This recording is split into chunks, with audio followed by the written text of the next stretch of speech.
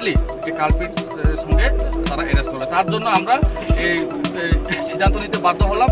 আমাদের যে অবরোধ, এই যে গন্ডাছড়া তো রৈসাবাড়ি, पीसफुल माहौल रहने के लिए लोगों ने भी समझा है और पीसफुल माहौल रहना ये इंश्योर करने के लिए एडमिनिस्ट्रेशन और पुलिस एडमिनिस्ट्रेशन है और के हिसाब से जो एक्शन लेना है वो पुलिस एंड सिविल एडमिनिस्ट्रेशन लेगा और पीस मेंटेन करना ये सब डिवीजन के लिए फ़ायदे की बात है।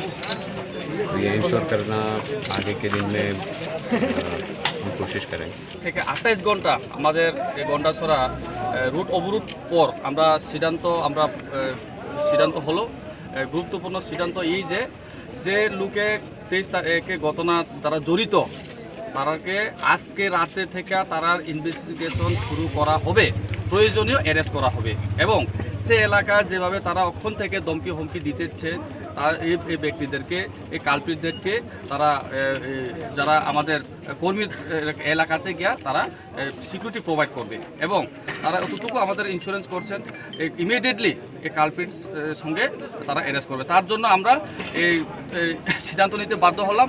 আমাদের যে অবরোধ, এই যে গন্ডাছড়া তো রৈসাবাড়ি এই পাখিপাড়ার যে অবরোধ যে আমাদের লোকেশন, এটা আমরা প্রায় ওখানে কয়টা বাজে 5টা বাজে এই 5টা অবরোধটা আমরা উইথড্র করে দিলাম। তো আমি আশা রাখি এই এলাকা শান্তি সম্প্রীতির জন্য সবাই আমাকে সহযোগিতা করেছেন এবং এই এলাকার সুস্থ এবং মানুষের সবাইকে আমি ধন্যবাদ জানাই, যেমন শান্তি সম্প্রীতি বা কোনো অবঘটনা না ঘটে।